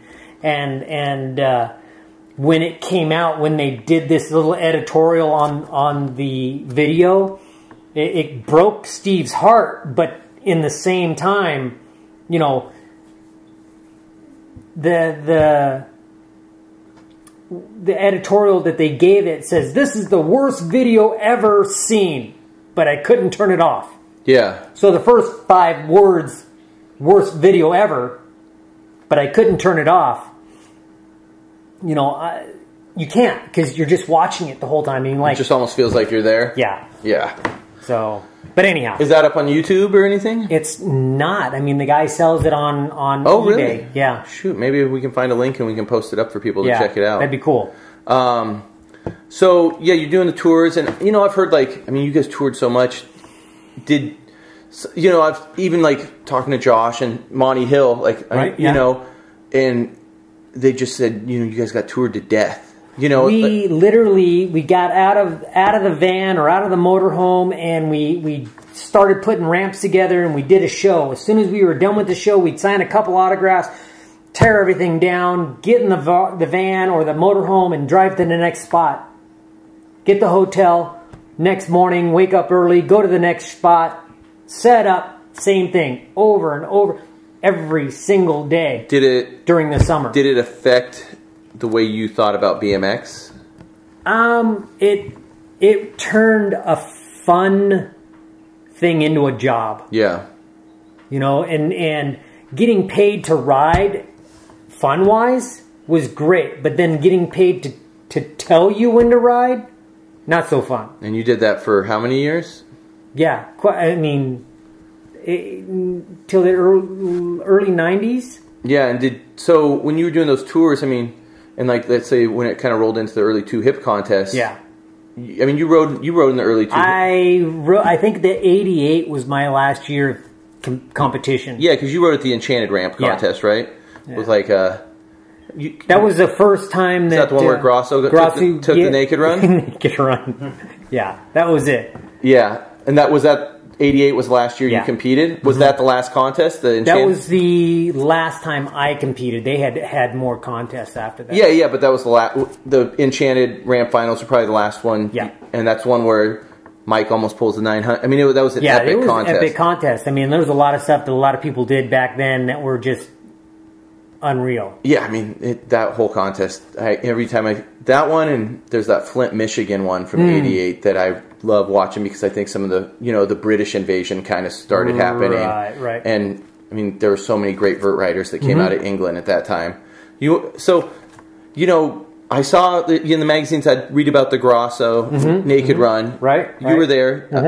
Can you fill us? You know, not very many of us were there. Can you fill us in on what was going on with that? I mean, I remember him just showing up on the. All of a sudden, he shows up on the deck. Yeah. Naked, except for a helmet and shoes. And there's a lot of people at this contest. And there's a lot of people. And especially, you know, Matt Hoffman was a young Matt Hoffman at that time. And Matt's mom was there. Matt's dad was there. And Matt's dad just went ape shit. Like, this is not right. It's a family-oriented thing. Yeah. And you got to remember is that earlier in our early years of BMX, it's all about wearing the uniforms, and it's all about being wholesome and good and promoting our sponsors. And then you know, towards the end of it in 1988 and Grosso and those dudes, 89, he was like one of the main dudes trying to break that down. The bad boys of BMX and where you'd have you know, Grosso and Pete Augustin and you know, where, you know, it was looking less and less sponsored and more aggression was coming out and more street riding was there. And I think that's where I was, you know, going out at that point in time. How old were you in '88? No idea. Exactly. We'd have to go through the math. I'm 18 in '83, so 88 would be 5 more years. Yeah. So I don't want to do the math in my head. Early 20s. Yeah. 23? 23. Yeah. That's so young to be like... Right. But, I mean, I'm still getting sponsored by Vans tennis shoes. Yeah. I'm still doing shows. Yeah, yeah. And, you know, Knott's Berry Farm, we do live shows there and still doing Gail Webb shows. And, you know, where getting paid to ride was more fun than going to competitions. And do you think kind of the touring and stuff took that little bite out of you too? Yeah. I mean, an organized, I think the right tour would be better than just day after grind. day. Yeah. Some of those were just a grindhouse. Yeah. So back to Grosso. So he's up there. He's up there buck naked and except for helmet and shoes and goes for his run and is he actually doing tricks? Oh yeah, no, I mean big airs and one-handers, one-footers, cans. Yeah, no, he's and his junk just hanging out. What was Ron freaking out or did? No, Ron was all laughing and having fun. I know that he was the Christian, not the Christian boy. He was Mormon. Mormon at that point in time, and before his big fall, I think that was before the head injury. Yeah. Maybe was it the same? I think it was the same year. Same year. But that was towards the end of the AFA contest. Yeah. So, he wasn't freaking out, and he was just about, do whatever. Yeah. So, but I mean, the main person that was really had a problem with it was Matt's dad. Yeah. Oh, I could see a few parents freaking out, you know. So, and I wasn't exactly happy about it. Yeah. It's like, that's not what our sport's about. But I mean, yeah, it was a time though. I mean, that was definitely like 88. Mm-hmm. It was going that way. 88 to 92 really felt like everything's fast forwarded so much in BMX. You know, like how fast the bikes were. You know, the bikes couldn't keep up with how fast the sport was going. But then again, I mean, like in '88, they started trying to figure out sports. They tried to make sports up. Do you remember the F1 bike that they made? Oh yeah. Oh, here we go. You got the phone call. Oh, wait a second. I got... How much longer you got?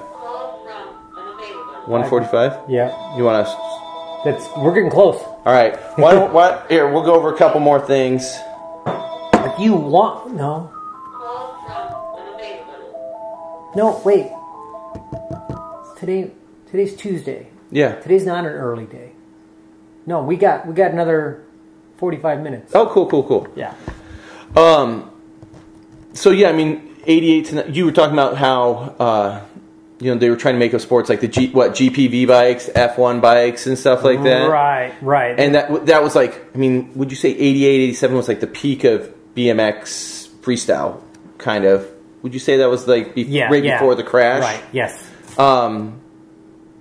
Yeah. I mean, it just seemed like definitely, you know, they had scooters. I mean. Yeah, everything else was coming in, the big wheel scooters and, you know, the Zoot Scoots and all that stuff. As a dude who'd been riding for a long time, what did you think stuff was getting a little corny? Did you understand why some of the dudes were rebelling against it? Did you feel like it was getting a little too like candy coated or? I don't know. Well, I was getting paid really well. Yeah, so you were just like in my realm, you know, of being sponsored and having the sponsors and getting paid to ride was I was happy-go-lucky, but it was the rebellion guys that, you know, not getting the money that we were getting, but still being very talented, but having the talent, you know, and then GT was figuring out that, okay, so I wasn't winning the competitions anymore, and it started, new guys were coming in, and Josh White was coming in,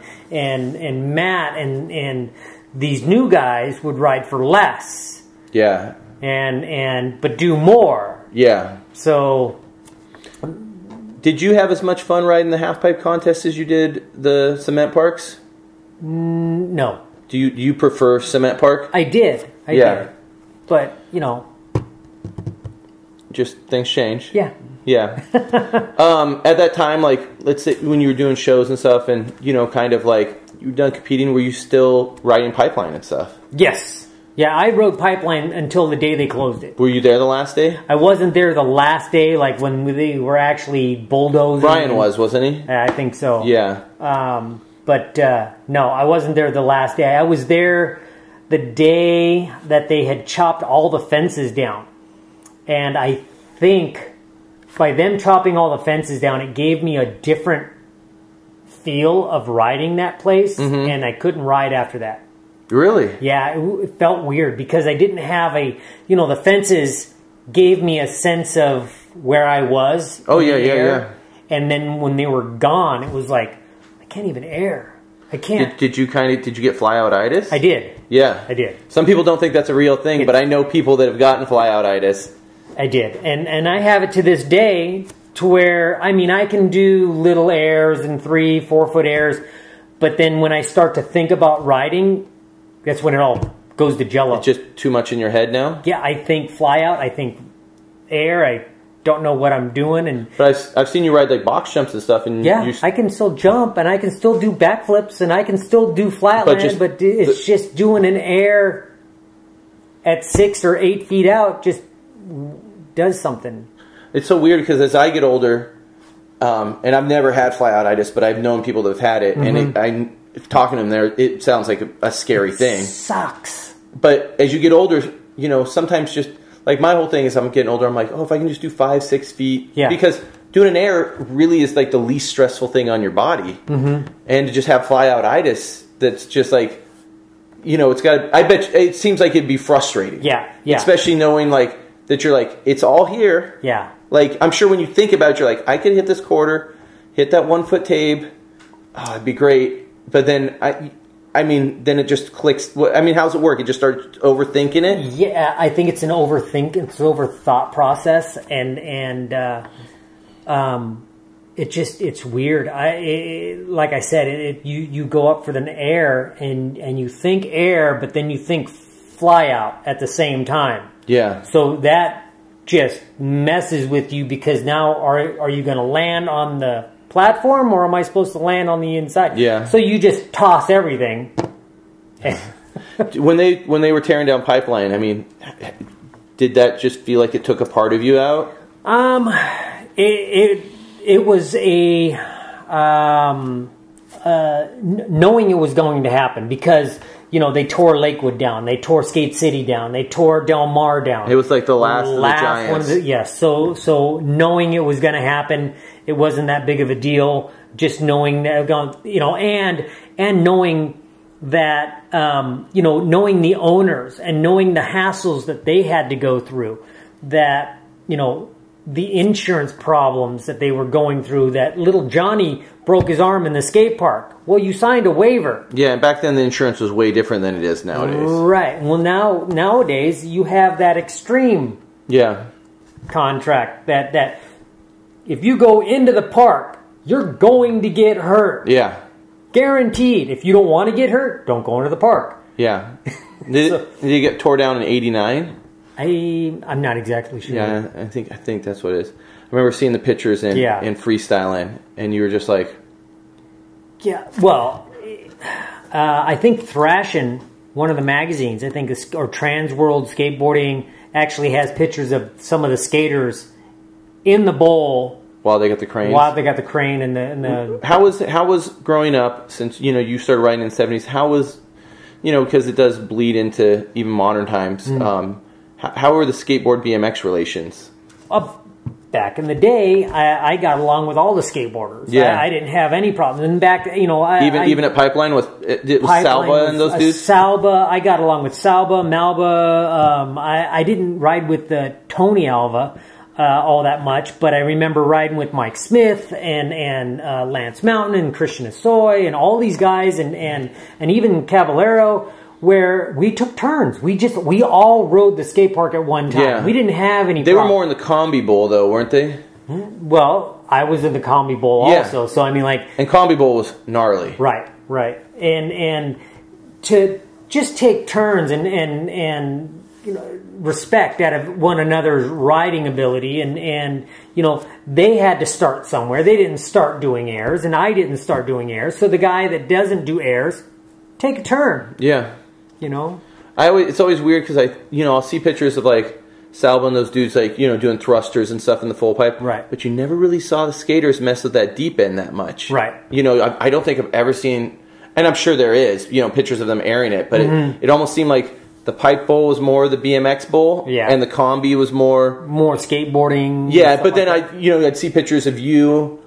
Corner airs. That's what I was guessing. Was Hugo the first one to do corner airs? I remember seeing pictures of him. I don't know who the first... I mean, because Michael and I would both ride at the same time, and then sometimes I knew that Mike was still in school, and I was out of school, and I'd go show up, and I'd practice for like 3 or 4 hours, and I'd know that Mike would show up after that. Yeah. And so... I would stop riding and stop doing the tricks that I knew that I might use in the contest. And Mike would do the same things, and where we would bust something out literally at the competition. Yeah. Well, when did you try that? And when did you start doing? I mean, Mike almost did 360 whips out of the 360 tail whip, alley oop 360 tail whip. Yeah, because you guys did alley oop out of the bowl, and there's a secret. Maybe it's in BMX in action now or something. I think it's in BMX or BMX action. Yeah, where he gets the tail whip, 360 tail or 270 tail whip under his legs. Close. And 84. Yeah, and he also did like the 540 inside the square part of the pool. Yeah. So yeah, I mean, there's so much stuff that people be like, oh, this guy did this, and I'm sure as being an older writer, you're like, no, I saw a guy do this, and I think that's just BMX in general, right? And like I said, I haven't said it to you, but people ask, well, what kind of tricks have you invented? I don't like to say that I invented anything because at some point and sometime, somewhere in the world, there might be another guy doing the exact same trick at the exact same time, but he doesn't have the magazine there. Yeah. So, I know we're winding down a little, but I want to talk, you've always been known for your setups, like your bike setups. Yep. I mean, you've always had like some little trick things on them, right? Or I would do different things. You had the 3/8 wheels, the 1 3/8 wheels. I put my brakes on backwards on the forks, and what was up with the 1 3/8 wheels? I mean, that's so kind of iconic for you. So back in the day, max air pressure in your tires, 40 psi, right, to where the 1 3/8 would take 90 psi. Oh, okay, right, so. Knowing that now and riding today with 110 psi, it's faster. Yeah. Did you destroy those rims pretty fast? No. Just because you're smooth enough? Right.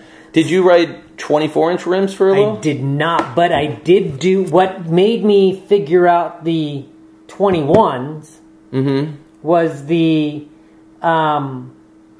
24 cover in the magazine... RL and myself on the TOL ramp. Yeah. We're both on 24s. Yeah. The bigger wheels are just smoother. Oh, yeah. I mean, they're more stable. Less, you don't feel the ridges on the ramp as much. And then, so when I took the 1 3/8 wheels, and with the PSI that I'm able to put in there, it was just faster, smoother. Could you tell you were going higher with them? Oh, easy. Yeah. Yeah. All right. Yeah, I mean, so many people just always... I even put water inside my tubes. That's not a good idea. I thought that if I was able to keep the momentum, and it was all about the inertia and the gyro of the wheel spinning. Yeah. So if I put water inside there and I'm flowing, and I hit my brakes, because I hit my brakes in the air to do my 1-footers. Yeah. I could let go of the brake and it would restart that wheel spinning again because the water kept spinning. I've had people put water in my tubes, and it's the weirdest feeling ever. Yeah. So it didn't help. It didn't help. Let me check out a few of these questions. There was something else I wanted to ask you. Oh yeah, about the opposite airs. I mean, we kind of touched on that with Lakewood, but I know the TOL ramp. You had a photo of you doing a berm slider. Yes. And I feel like it's one of the early photos of a fairly high opposite air. Yeah. Did you do opposite airs frequently? I did. I was just able to ride. On a half pipe, I would do opposite airs. On a quarter pipe, I wouldn't do opposite airs. It was just, I would only do an air one way. Yeah. In competition, I would do an opposite air every once in a while just to show that I could do it. But nobody else did. How high could you do them? 6. That's pretty good. Yeah.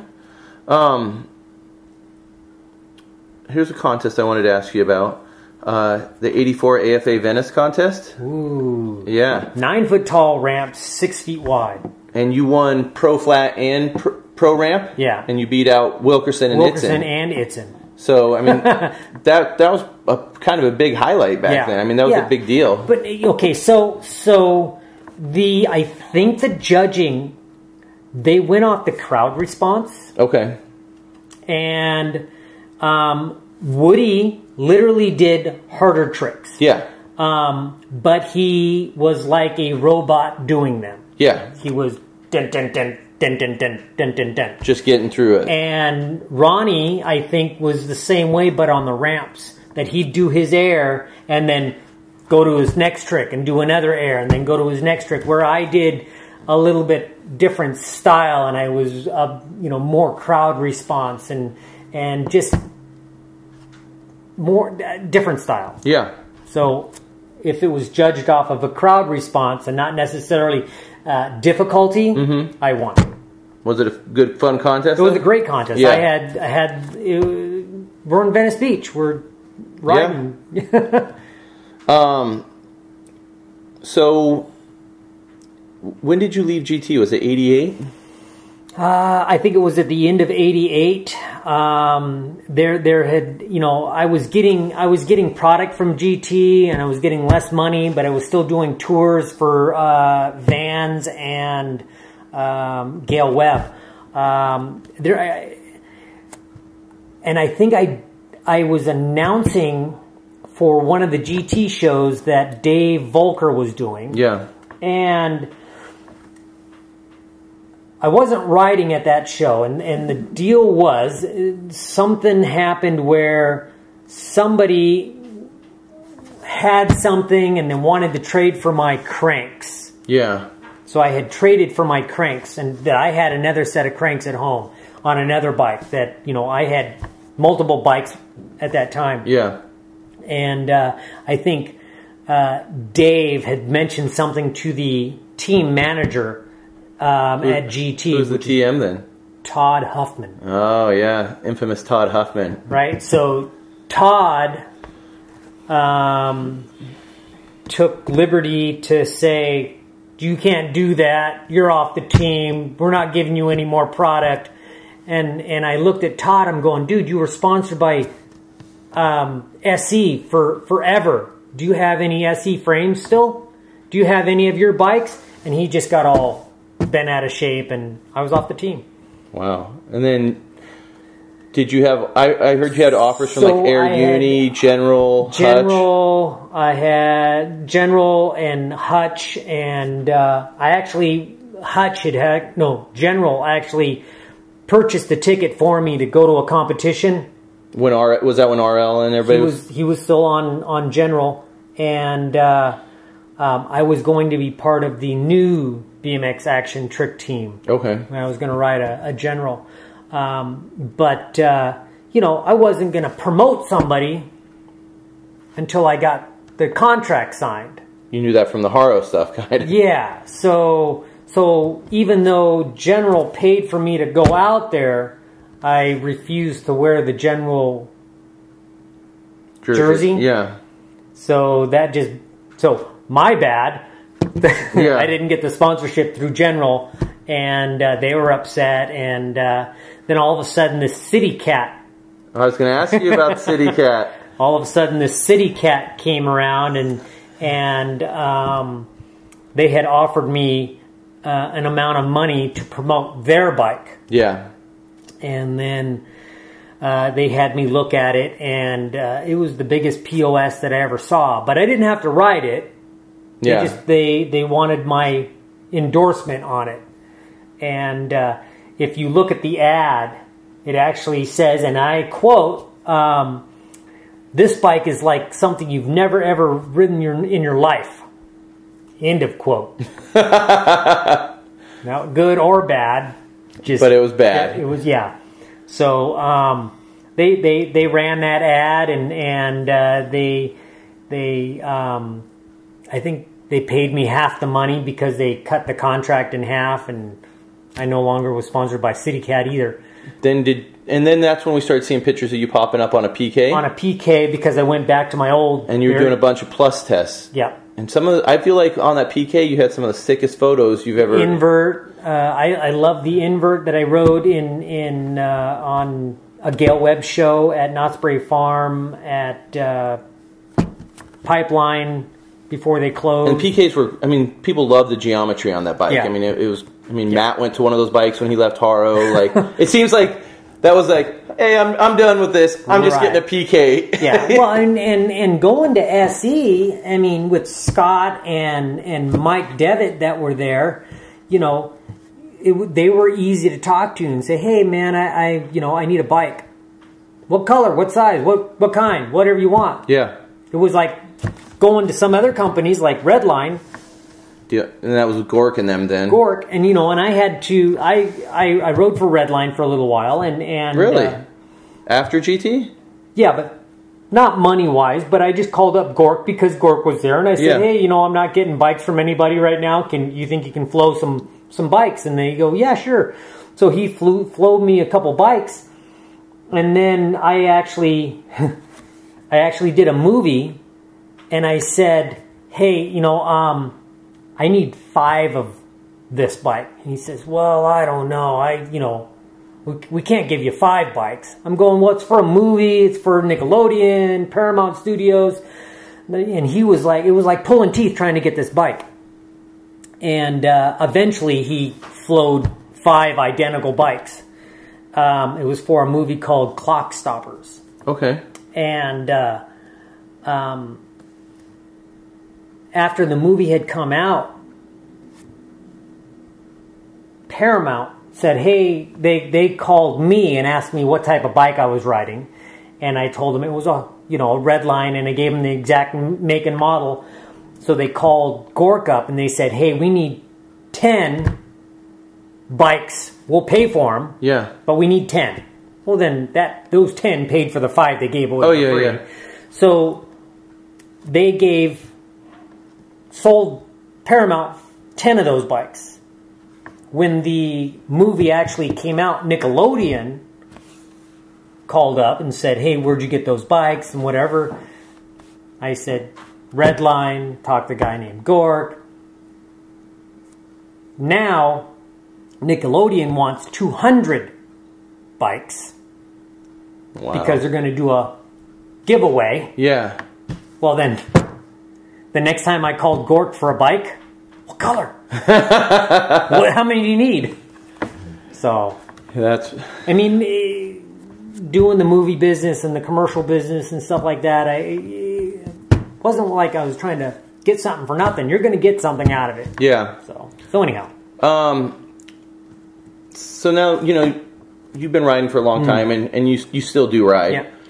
How is it seeing, BMX get older? I mean, you're seeing a lot of dudes like Dennis and dudes still riding at a very high level. Right. And I mean, you competed against Dennis. Yeah.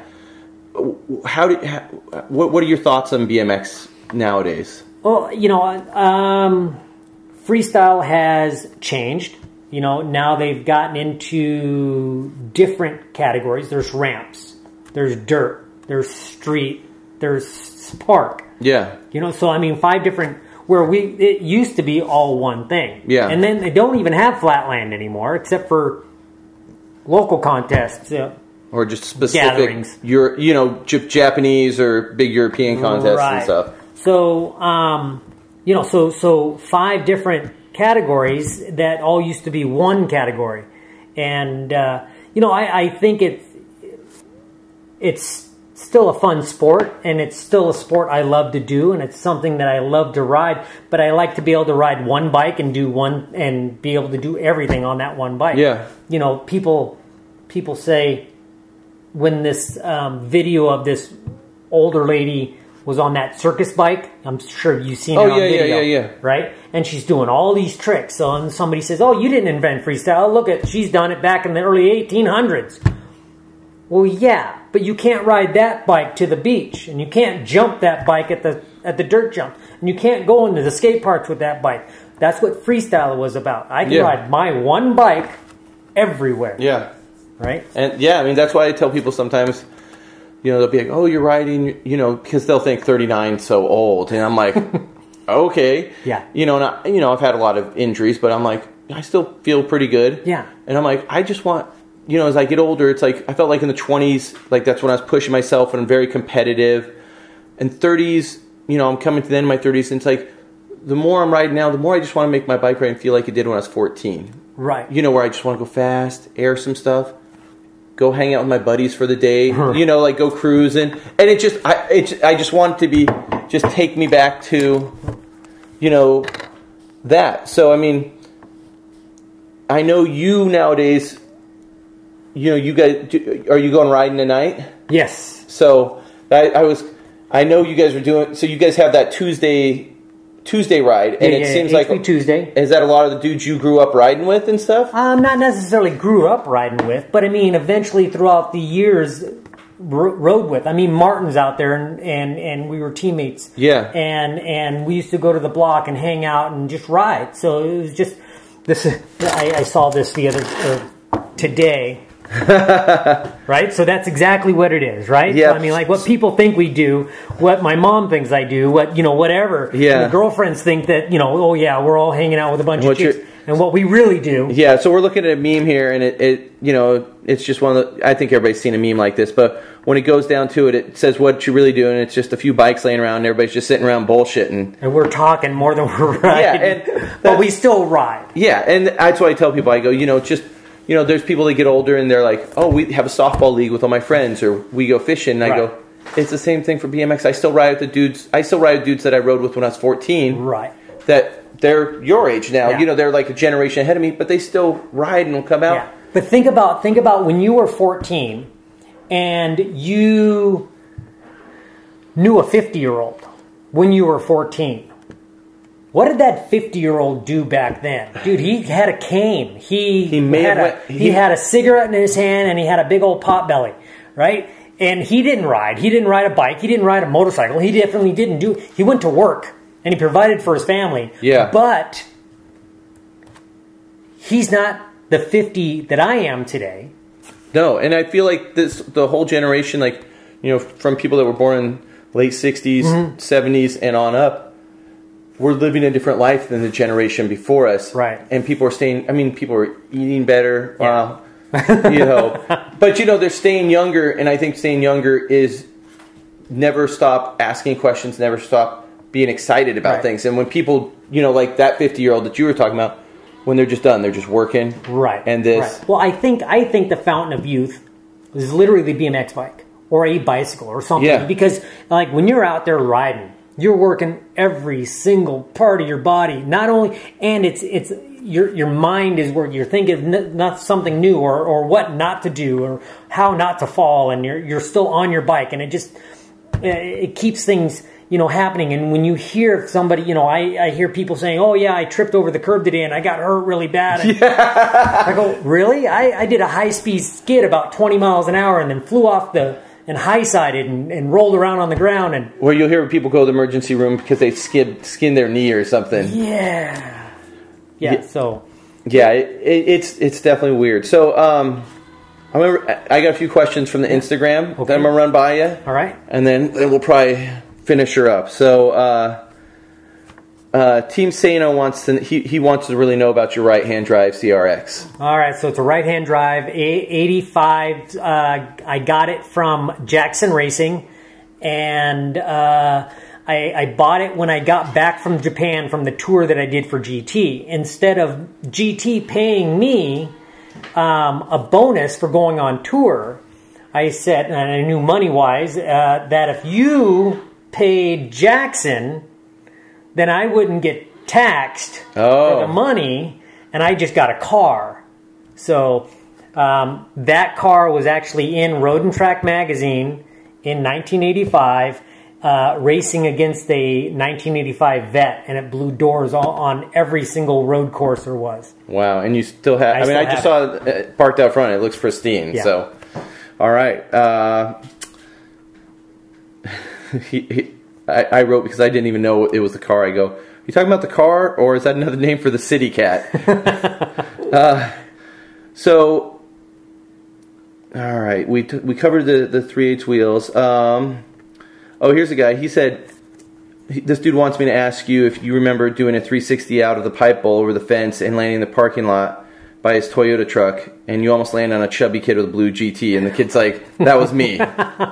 I wish I could remember. I don't remember it. I literally don't remember doing that, but I wish some people ask if I had any pictures back in the day of stuff I've done. Yeah. Well, no, because I was riding. Yeah. If anybody has pictures, it's you guys. Yeah. Here's Blyther. Blyther's got a question for you. He says, do you remember giving a 14-year-old Grom a pair of black graphite Tufts because that was him? Oh. Jeez, no. Again, I don't remember. He says he said it's one of the coolest things ever. So I don't remember it, but I sure I did, and because the sponsors that I had gave me stuff all the time. Yeah. And literally with GT, if I had a scratch on my bike, I got a new bike. Yeah. Wow. Because GT was into the wanted to make me look like the superhero and wanted my bike to be pristine every single time I went out. If I was doing a new show or a show at a school or at a bike shop, that bike had to be brand new.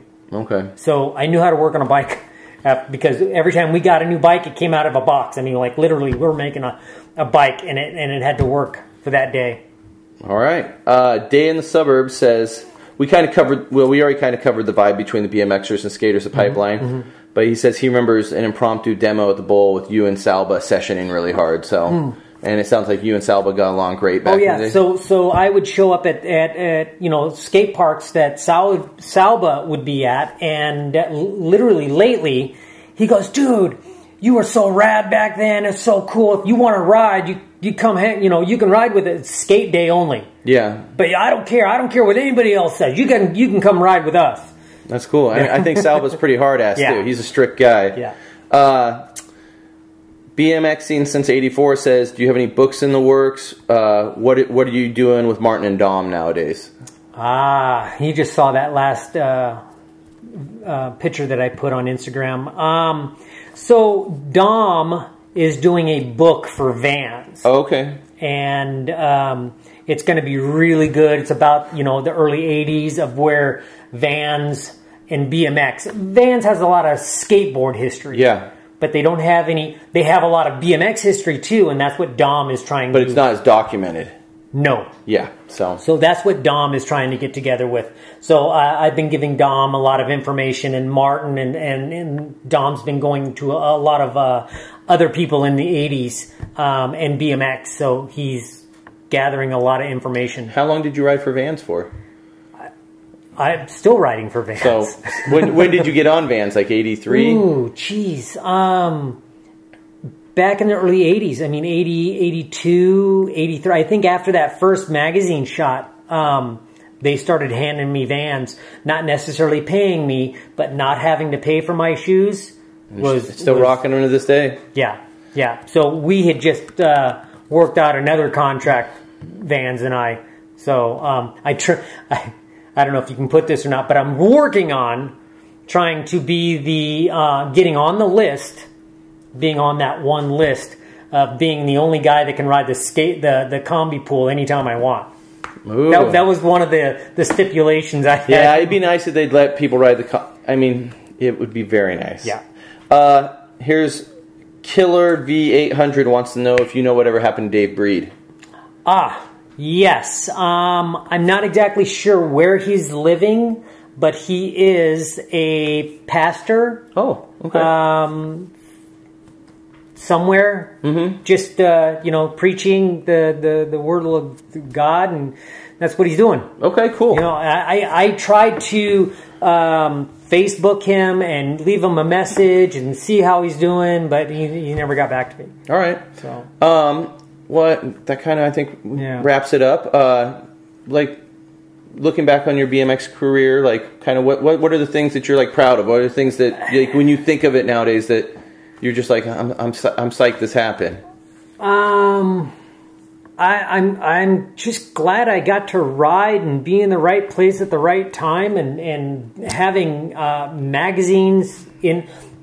So I tell kids, unfortunately today, that I ask them, I go, how many skate parks are here in California? Probably 1,000 skate parks, easy. Yeah. Across, just in California. I go, how many think in the U.S., skate parks? Hundreds of thousands. Yeah. How many magazines, how many BMX magazines are there today, right now? One. Yeah. Okay, so back in the day, there was 5 skate parks, and they're all in Southern California. How many magazines were there? 5 different magazines. And where are they at? Southern California. Yeah. What are the options, or what are the chances of me riding BMX, getting in the magazines, riding in the skate park? Pretty good. Yeah. Okay. There's a kid that rips at every one of these skate parks now. Oh, yeah. There's one kid that that could probably outride me right now. Oh, yeah. But what are his chances of getting into a magazine? It's a whole different game. Yeah. So what is it? Their chance. So being able to live the life that I have lived, and be in the magazines that I have been in, and being able to go where I have gone, all because of BMX. It's almost you can't put a word to it. You can't put it's untangible. Yeah. Where not one kid is going to be able to do what I was able to do. Yeah. And be the places that I've been. You were just it's like the perfect storm. I'm in the perfect place, at the right time, at the right place, and I don't think. If you wouldn't have ran 7 miles when you saw Bob Osborne, I might not have been. Yeah. That was life-changing. I should start running 7 miles again. So. All right. Yeah. I don't know, yeah. I don't think I would change a thing. The shoulda, woulda, coulda. I don't think I would have changed anything. Everything, I would take more photos. Yeah. I would try to remember more. I would build a time capsule. Yeah. Of what I did. That's if I could have changed anything, that would be it. Perfect. So, thank you, man. Appreciate it. Yeah, no worries.